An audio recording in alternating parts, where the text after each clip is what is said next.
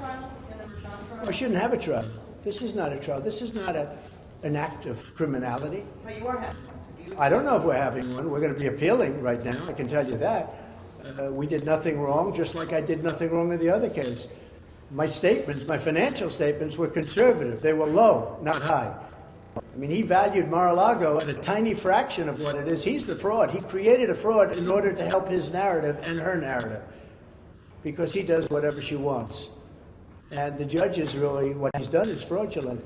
He made Mar-a-Lago, you know it very well, Maggie. He made Mar-a-Lago into $18 million. I had many offers. They said, I'll give you 19.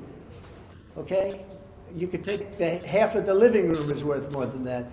So it's worth anywhere from 50 to 100 times that amount. And he stays with it.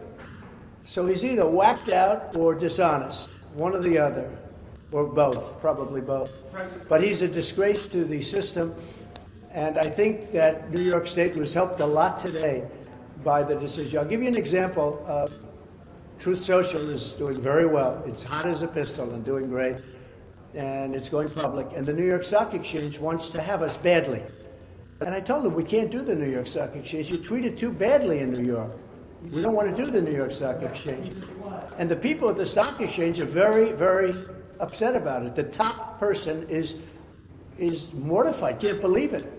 He said, I'm losing business because of New York, because people don't want to be in New York and they don't want to go to the New York Stock Exchange. So you can ask them about it. But, you know, how can you do that? I'd love to go on the New York Stock Exchange. It was always, you know, it would be a big thing to go on the New York Stock Exchange. That would be nice.